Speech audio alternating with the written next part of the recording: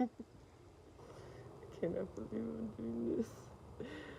I've been putting off starting this video for a few days. I am going to tell people about my story. I wrote a song a few days ago, and I feel like I need to tell what I experienced before I try to put this song out. Before I try to put the song out. I was still retouching it yesterday, and I was trying to do the chord progression for it, but it was really late. And then I started going through some really old pictures on one of my old Gmail accounts, and you see my eyes so swollen. That's because there were some things that I came to realize yesterday when I was watching some videos of a time where I held myself in high regard in my memories, because it was during some time that was very, very life changing for me, and the things that I had experienced mentally, and it was all mental. And then externally. And so I'm making this channel. My life is so eventful, to this day. But I feel like the universe just keeps telling me that people need to hear what I have to say about my life. And what I have to say is just what happened, not like any. I mean, at the very end, when we reach to this point in time, because I'm not gonna talk about my entire life in a single video, it'd be hours. But towards the end, I can talk more about my perspective on how I feel, whether it be in a few days, because that's how long it takes to get to the end, or whatever. It's not gonna change. Oh my god, my eyes are so fucking swollen. And a mosquito bit me here a few days ago or weeks ago. I'm not sure, but I noticed the little white dot a few days ago, and I touched it, and I could feel it right here. I could feel something, so I started to squeeze it, and oh my god, it's so painful. And nothing comes out, so I'm assuming it's a mosquito bite. Okay. So I'm gonna, just for the sake of not making I'm not gonna rush through this, but I also don't want to make a first really, really long video. And I really just, I wanted to just, I've been contemplating on this. And I told myself the day before yesterday that I would do it yesterday. And I even made some kind of logical sense around how and or when or what it would have to be for me to feel good enough or right enough to do it. But that's so dumb. With all the things I know. And ridiculous. Anyways, okay, where do I start?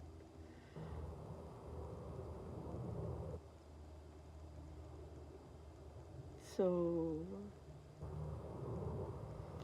I'll start in my vague memories of my childhood. I was blessed with the childhood that I had. Sure, I got beat by my stepdad every single day, my legs and my sisters. So I have My mom had me when she was 14, a month before she turned 15. Okay. I have two sisters and a brother. She gave birth to two more daughters and a boy. The boy is the youngest. And when before my youngest sister and my brother were born, I don't remember much. I was really, really young. And even before they were born, my mom was in a relationship with their dad, of course, being pregnant with my sister and all. But, and that's my stepdad. I'll just refer to him as my stepdad. He was in my childhood for a great deal of time. And then he went to prison for a good chunk of years. And my mom got married to someone in the Navy, in the U.S. military, in the Navy, while he was in prison. And then she divorced. They divorced. Oh my goodness. They divorced when he was due to be deployed because he'd be gone too long and she didn't want to be a wife waiting at home for him, faithful, you know? Because I mean, she was young. And I mean, she never told me this herself, but it's what it was. And I didn't know this at the time. I just know that I remember really liking that guy, especially in comparison to my stepdad, who used to beat the shit out of us and my mom. He used to whoop her ass and us with the. He was so strong, buff, okay, and he would hit us for like not abuse, like he was just really strict, man, and everything would set him off, and he would discipline us. Then we used to have to stand in the corner late during the day, like in the late evening. If we would get in trouble, well, I guess at any time of the day, but I remember most vividly when it was nighttime because I'd be so tired. But he used to make us stand in the corner, sometimes on our knees, facing the wall somewhere with.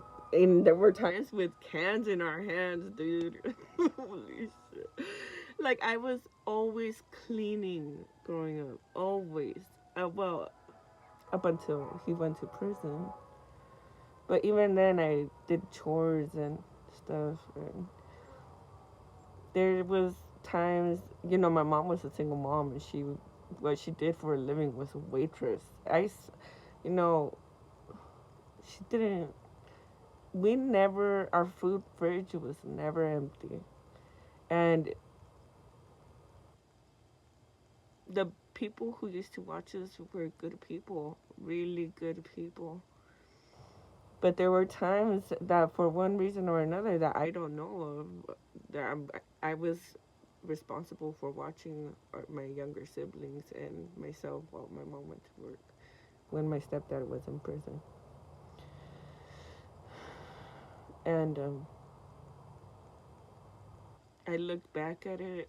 I've released the grief, not the grief, the shame and the disappointment and guilt in the last few months with regards to that, because I didn't know that I had to heal from it.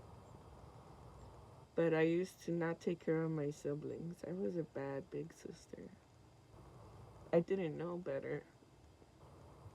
And I just wanted to be free. My stepdad never let us go outside, and he never let us spend the night anywhere. I know now why. And like I said, I was blessed with the childhood that I was blessed with, because if it wasn't for the way that my stepdad raised us, God knows the kind of shit that I would have experienced growing up in the town that I lived in. I was a good kid, and all throughout high school, I was a good kid. Okay, I was never getting into trouble. I mean, like, the worst and most rebellious thing I did, even in high school, was smoke weed. Yeah, that was like That was like the most crazy thing I did as a teenager was smoke weed. I was a good kid, dude. Okay. All my siblings. Anyways, my stepdad got out of prison sometime after I turned like 12 or something. And he came back into our lives. And he stopped beating us, both me and my sister.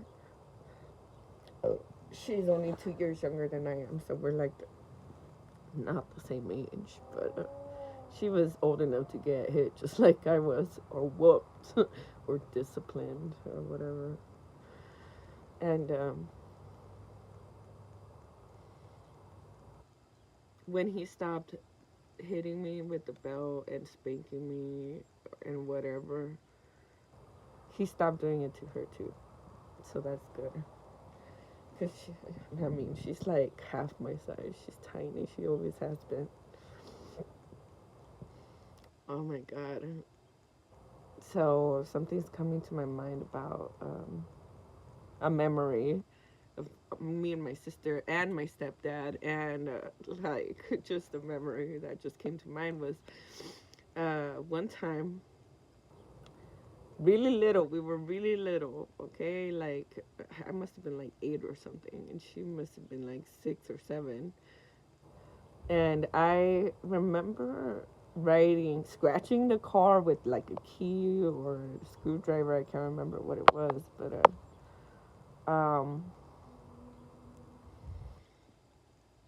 I think I wrote her entire name in the car with this key. I scratched it into it. And, at some point it was discovered, and he called both of us, me and my sister, up to the car. We were so little. He asked us about it, and no, neither one of us said anything. And he we smacked the shit out of her. He used to make us put our hands out like this, and he would put all of his weight, and he was a buff motherfucker, okay, and he would put all of his weight and smack the shit out of both of our hands.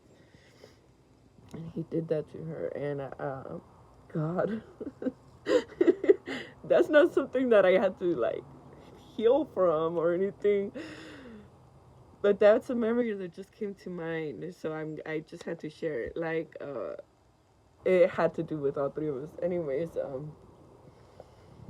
he stopped whooping our ass when I turned 13, which is really decent and respectable, being an adult. And if I was to hear that about anybody, I would think that's a like, thank goodness that there's a limit to when he's gonna stop hitting his kids. It's not like a abusive kind of thing. Anyways, when I turned 15, my mom took us to me and my siblings. My youngest sibling is 7 years younger than I am,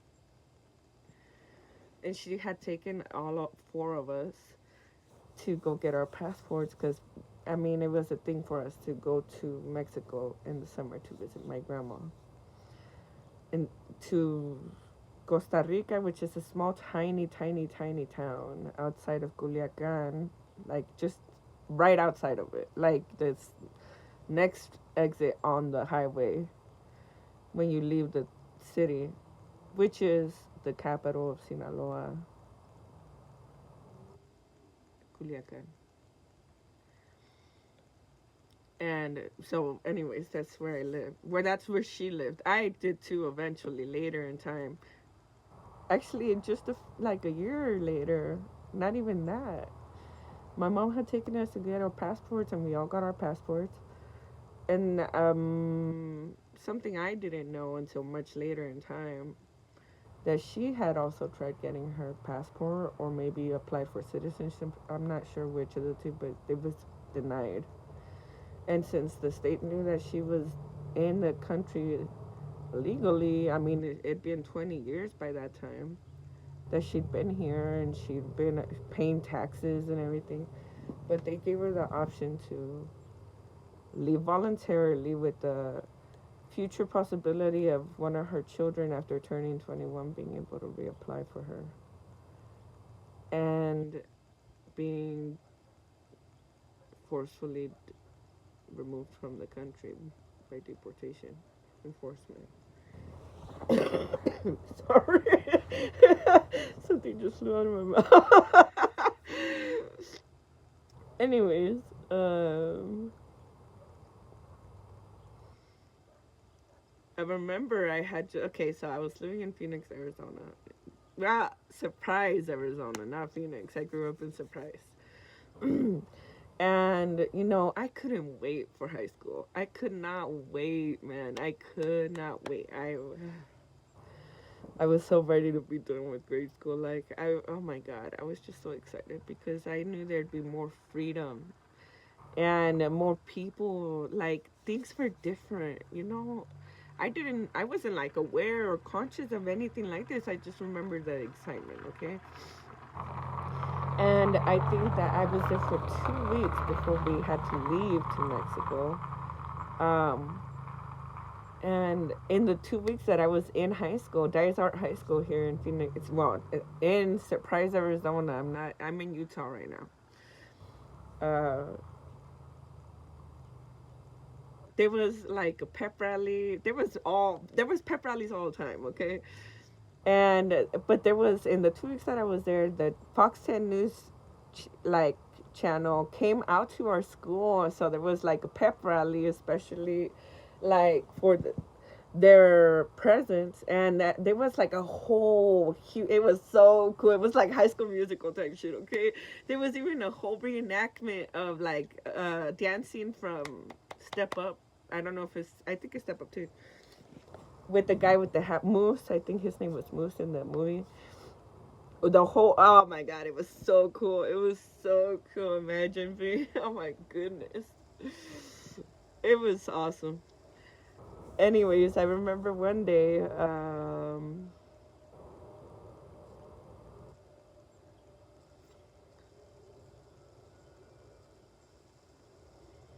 I called my mom while I was on the bus on the way home and asked her if I could get off with the friend at their bus stop to go hang out with them. And she said, no, you have to come home and we have to pack because we have to go to Mexico. And I remember I didn't know what to say. I was like in shock, but I wasn't surprised. Like, I don't know. That's just the feeling I remember. Anyways, we packed up fairly quick. I don't remember much about the packing process, but I remember that, so we drove into Mexico with our car, and my stepdad's brother was with us in his truck taking some of our stuff while we carried everything else in our car. My little brother went in the car truck with his uncle and our dog. Oh no, our dog was in the car with us. We had a little chihuahua. And my mom and me and both of my sisters were in our car with our chihuahua. There was a point in time after we got into Mexico. I think like my mom had to like go and get a permit and shit. And my brother's uncle, my stepdad's brother, following us, or we followed him, or whatever. I don't know. I was really young. Um, but he had a big ass trailer on the back of his truck with all of our shit on it. Anyways, at some point after we had been like doing something that my mom needed to do because of the cars and stuff, and um, we got in the car and we started driving again. My eyebrows are so messed up. And we had to like go up this hill, and there was like these cinder block, the cinder block, no, not cement medians, like street dividers, all the way up this two lane highway, up a mountain, like up and down a hill, and we couldn't see on the other side of the hill because it was too high up. and in between, so in the middle of the two lanes there was like a little passageway, and the passageway was boarded on both sides between the two lanes with those cement, big ass cement highway dividers or lane dividers, like the ones they put on the side of the highway on a ramp. And so, and like there was openings, there was like gaps down the lane. There was parts where there was no dividers, no cinder, no cement blocks. And my mom had gone up the wrong lane, and like when we had to go up this thing. Excuse me. So somebody that was standing up like at a checkpoint, not checkpoint, but like traffic guidance because of the cinder blocks or whatever, because we had just crossed the border. And so she had to reverse down the hill. And this was on, it wasn't a hill, dude. It was a fucking mountain. Like, there was a, you could fall off this road and fall to your death if you went too far off the side of the road because it was going up a mountain. So there was a fence, a lining of fence, which I don't remember seeing. Okay, but it stopped our car. My mom lost control of the car when she was reversing down the hill, mountain on this lane, and she almost drove off the mountain, and a fence, a little fucking chain link fence, stopped our car from falling down. And oh my goodness, we would have fell to our death, dude. And I remember that when our car got, like, was not going anymore because it was stopped because the fence stopped it. I remember looking out of the window to see what was like, what happened. Like, we were not dead. But as I was looking out and I could see the fence at the butt of our car, behind our car in the background, like from down in the mountain, a whole bunch of people started coming out. A whole bunch of people, men. And they came up to where our car was and they enlarged our car and put it back on the lane, and we were able to leave and we were okay. My brother and his uncle were gone. They were not there. They were like way in front of us. You know, I haven't talked to my mom about that. I haven't thought about it. And I don't know that my sisters remember. They were so little. We were going to Mexico to live with my grandma in her house that she had from the time that she was with my grandpa, who, like, she cheated on my grandpa. She was not a good wife to him. She was really young. She was really young, and she liked the, like, I think it's the way that she was raised. I'm not sure, honestly. But she liked working in those like dusty old, like musty, musty old, like drunken bars where hardly anybody goes. Only like the drunkest of like older men would go in there and get wasted. Like the kind of people who fall asleep on the table because they're so drunk. That nobody really like, just like that kind of place. My grandma worked there as long as I knew her to